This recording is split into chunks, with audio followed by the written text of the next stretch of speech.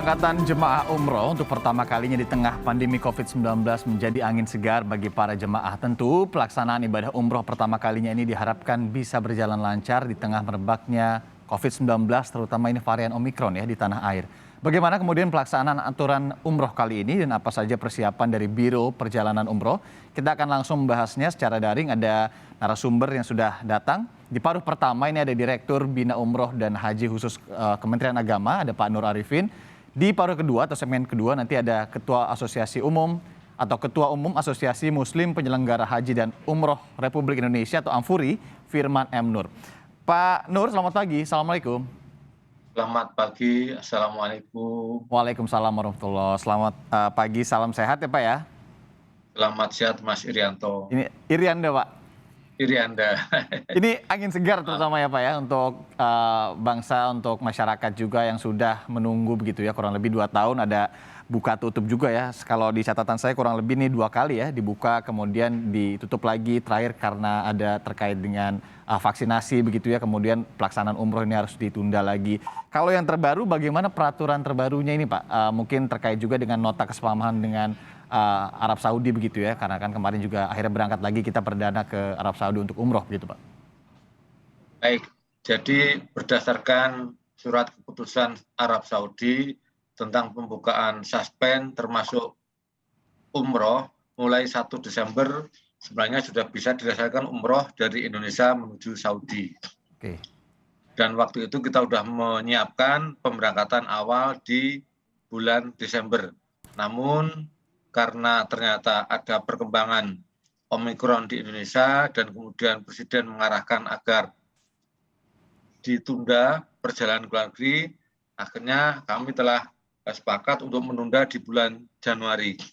Intinya Arab Saudi tidak membuat perubahan aturan tentang umroh, tetap mempersilahkan bangsa Indonesia melaksanakan umroh ke Saudi.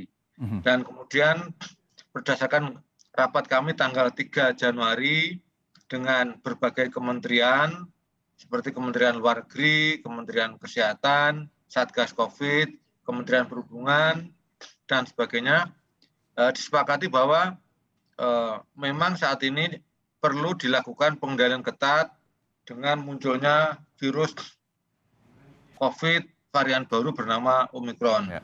Namun di sini Satgas Covid tugasnya ternyata bukan melarang orang melakukan perjalanan ke luar negeri, tetapi mengendalikan. Berarti artinya jumlahnya yang dikendalikan. Berdasarkan hal ini maka umroh bisa dilaksanakan, namun jumlahnya harus terbatas dan dikendalikan dengan ketat. Demikian. Ya, bukan larangan ke luar negeri, tapi imbauan dan juga ini harus dikendalikan dengan baik tentunya. Karena ini tidak main-main ya Pak ya.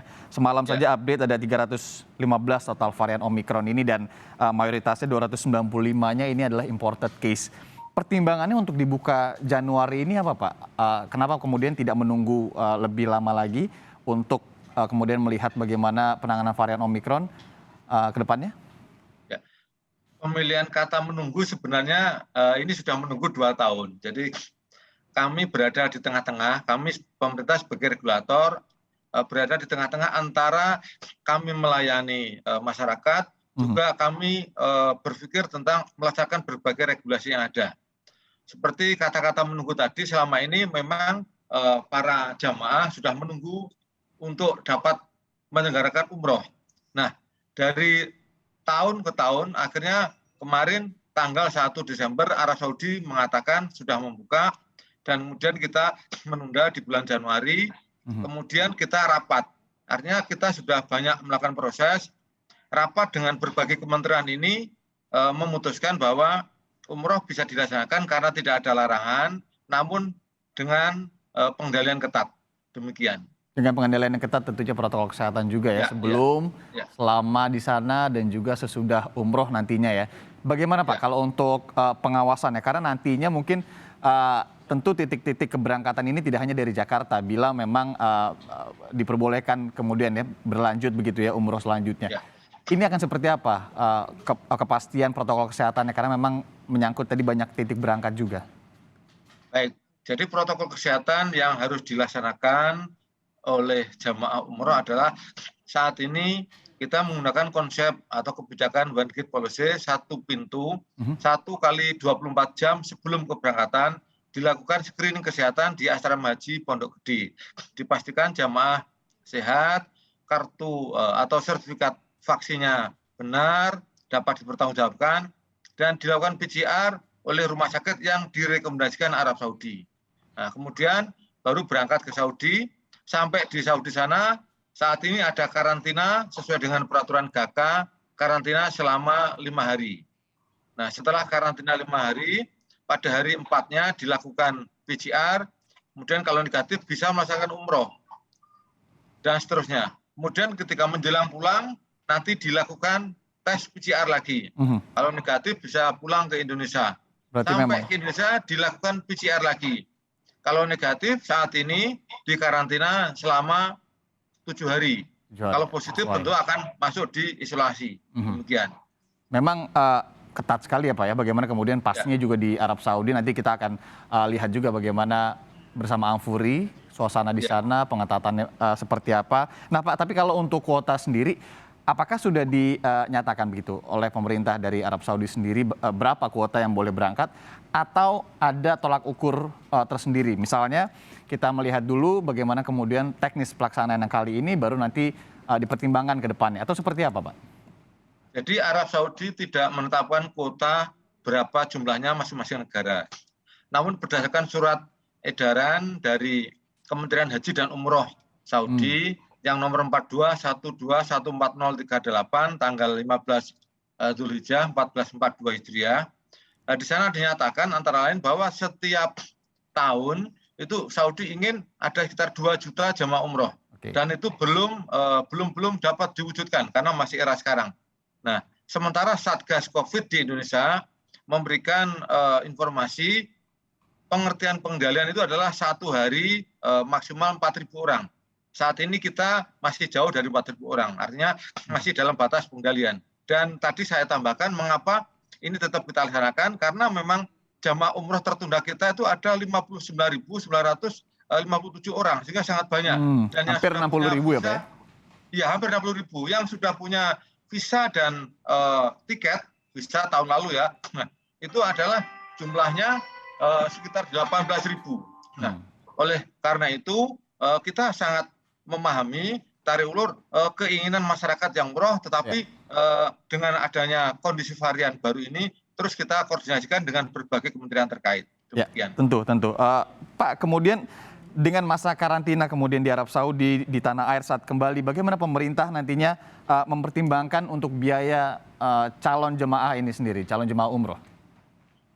Baik, saat ini biaya umroh di era pandemi berdasarkan keputusan Menteri Agama nomor 777 tahun 2020, umroh di era pandemi tahun 2020 adalah 26 juta. Tapi kemudian di tahun 2021, 2022 ini kita telah rapat dengan seluruh asosiasi, sepakat bahwa biaya saat ini minimal 28 juta di luar karantina dan di luar PCR. Namun yang peraturan revisi terbaru ini sudah final kita bahas, namun masih dalam proses drafting untuk perundang-undangan agar nanti selanjutnya ditandatangani Bapak Menteri. Oke, berarti kalau yang ini adalah jemaah yang akan nantinya daftar ya di tahun ini ya, begitu ya, bukan yang sebelum-sebelumnya kemudian ada peningkatan atau seperti apa Pak? Nah, tentu yang berangkat sekarang menyesuaikan. Bahasa kita yang ambil bukan peningkatan tapi menyesuaikan dengan real kebutuhan di lapangan. Demikian. Karena tadi ada juga biaya-biaya untuk kemudian tes PCR, kemudian karantina juga setelah kembali ke Indonesia tentunya untuk memastikan kesehatannya. Nah Pak, ini kan kalau dari Pak Hilman Latif juga sebelumnya dari Kementerian Agama juga sempat menyebutkan bahwa 419 kloter pertama istilahnya di masa pandemi COVID-19 yang berangkat kemarin tanggal 8 ini menjadi duta bangsa. Ini apakah pengertiannya juga bagaimana nantinya mereka-mereka ini jemaah umroh yang sudah berangkat akan menjadi pertimbangan juga untuk keberangkatan umroh selanjutnya dan juga keberangkatan untuk jemaah haji tahun ini Pak? Betul. Jadi keberangkatan jamaah umroh saat ini akan dievaluasi dan menjadi tolak ukur apakah umroh ini perlu diteruskan, ditingkatkan, atau mungkin dihentikan dulu. Kalau ternyata tertib, teratur, tidak ada kasus, tidak ada potensi penyebaran virus corona, maka tentu umroh dapat dilanjutkan, bahkan ditingkatkan, dan ini akan menjadi pertimbangan apakah tahun 2022 Indonesia dapat memberangkatkan jamaah umroh atau tidak. Ya. Ini sangat berpengaruh. Terima kasih. Bagaimana dengan haji, Pak? Ya, jadi pada tahun 2022 ini haji sangat melihat dari uji coba, bahasanya menggunakan uji coba umroh. Tapi saya kok tidak setuju dengan kata uji coba ya. Jadi pelaksanaan umroh ini akan menjadi indikator atau alat ukur apakah haji 2022 itu dapat dilaksanakan atau tidak dari Indonesia. Demikian. Nah, keputusan itu nantinya akan datang dari Arab Saudi ataukah dari kita sendiri? Bagaimana kemudian Tentu melihat kita akan evaluasi dari pemberangkatan umroh yang baru saja berangkat kemarin? Tentu kita melakukan evaluasi bersama. Ya. Jadi kami dengan Arab Saudi akan melakukan evaluasi bersama terhadap hasil pelaksanaan umroh ini. Apakah nanti haji 2022 dapat dilaksanakan atau tidak. Tapi otoritas untuk memutuskan tetap di Saudi. Oke. Tolak ukur keberhasilannya akan seperti apa, Pak? Kalau boleh tahu mungkin sedikit dari Kementerian Agama sendiri, mungkin ini tolak ukurnya ya, maaf. Untuk juga kemudian menjadi bayangan dari para jemaah yang mungkin nantinya menyaksikan informasi ini agar juga menjaga protokol kesehatannya dan lain-lainnya di sana nanti. Tolak ukur utama terutama dari sisi kesehatan, kalau jamaah umroh ini dapat menjaga ketertiban, kemudian teratur, dan tidak ada kasus positif, tidak ada kasus penambahan Omikron dari jamaah umroh ini, maka tentu sekali lagi ini menjadi dasar untuk dilanjutkan umroh dan untuk pembukaan haji tahun 2022. Tetapi kalau naudzubillah misalnya terjadi suasana yang tidak tertib, banyak yang positif, banyak yang membawa virus atau pengembangan Omikron, tentu akan dihentikan. Tapi mudah-mudahan ini tidak terjadi. Kami sangat berharap seluruh jamaah tertib dan tidak ada kasus sama sekali. Amin, insya Allah ya Pak ya. Nah Pak, berarti kalau untuk prediksi sendiri, katakanlah semuanya lancar, insya Allah juga tidak ada yang tertular COVID-19, pelaksanaan di sana warga Indonesia 419 orang yang memang menjadi pionir dalam arti begitu. Ini juga bisa melaksanakan dengan tertib dan lancar. Berapa banyak potensi jemaah umroh yang bisa kita kirimkan tahun ini, Pak? Jadi saat ini yang tertunda saja tadi hampir 60.000. Hampir 60.000 ya. Kemudian berdasarkan evaluasi tahun-tahun berikutnya, setahun kita itu bisa memberangkatkan sekitar 1.100.000. Jadi tidak sedikit, sekitar 1 juta lebih setiap tahunnya.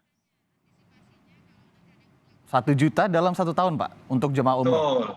1 tahun sekitar 1.100.000. Artinya 1 bulan sekitar 100.000. Itu umroh saja atau dengan jemaah haji juga, Pak? Khusus umroh saja. Khusus umroh ya? Umroh, ya. Lumayan banyak umroh, memang banyak sekali. Oke, berarti kan tentunya kalau untuk haji tadi ya, kita tunggu dulu bagaimana evaluasinya ketika tiba di Jakarta, nanti akan ada koordinasi juga dengan Arab Saudi, betul ya Pak ya? Betul. Oke Pak, nanti kalau untuk antisipasinya seperti apa bila nanti para jemaah umroh ini sudah kembali ke Indonesia, tahapan protokol kesehatannya juga akan seperti apa yang dilakukan oleh mereka? Baik, kami sudah diskusi dengan Satgas Covid. Untuk keberangkatan, kami dari Kementerian Agama menggunakan konsep one gate policy 1x24 jam di asrama haji untuk screening kesehatan. Sementara untuk pulangnya nanti kita serahkan kepada Satgas Covid untuk mengendalikan. Artinya seluruh jamaah sudah tanda tangan atau sudah sepakat bahwa pulang nanti akan dikarantina di hotel mana. Yang mengatur ini Satgas Covid. Oh, diaturnya sudah sebelum berangkat sekarang ya Pak ya? Betul. Artinya jemaah umroh sebelum berangkat harus sudah menyatakan nanti pulang di karantina di hotel mana. Kemudian harus disiapkan deposit biayanya untuk karantina kepulangannya. Oke, karena minimal karantinanya berarti benar 7 hari ya Pak ya? Ya, berdasarkan surat keputusan Satgas Covid nomor 2 tahun 2022 tanggal 4 Januari kemarin, saat ini karantina 7 hari. Untuk kepulangan dari luar negeri. Pak Nur Arifin, mungkin bila ada yang bisa atau Anda sampaikan ini kepada para jemaah haji yang sedang berangkat di sana ataupun juga kepada masyarakat yang memang masih harap-harap cemas juga ya menunggu kuota umroh ataupun haji saat ini, apa yang ingin Anda sampaikan? Baik, saudara-saudaraku semua sebangsa dan setanah air yang ingin menunaikan ibadah umroh yang masih di negara Indonesia, pastikan vaksin sudah 2 kali. dan jaga kesehatan agar kita dapat mewujudkan impian umroh tersebut. Kemudian yang sudah berangkat ke Tanah Suci, tolong pastikan jaga protokol kesehatan yang ketat. Jangan dianggap remeh protokol kesehatan. Laksanakan dengan baik, juga jaga imun, jaga kesehatan. Semoga semua saudara-saudara kami yang berangkat umroh ini semua sehat, tidak ada kasus sama sekali, dan pulang ke Indonesia juga semuanya sehat, tidak ada kasus penyebaran Omikron. Sehingga tim Indonesia memang layak untuk menjadi tauladan. Tim Indonesia memang benar-benar sehat dan benar-benar umroh ini dapat dilanjutkan dengan baik. Semoga Allah memberikan ridho barokahnya. Amin, amin. Ya Rabbil Alamin. Semoga juga makmur semua. Ya, semoga nanti ketika pulang dievaluasi semuanya baik dan pelaksanaan umroh ini bisa dilakukan kembali ke depannya di tahun ini. Apalagi khususnya juga yang berharap-harap untuk bisa berangkat haji tahun ini ya, Pak Nur ya. Terima kasih banyak Pak Nur Arifin, Direktur Bina Umroh dan Haji khusus Kementerian Agama Republik Indonesia pagi ini sudah meluangkan. Meskipun ini ada rapat setelah ini langsung ya Pak ya. Pak Nur Arifin sehat selalu. Terima kasih dan sampai berjumpa lagi Pak. Ya, terima kasih.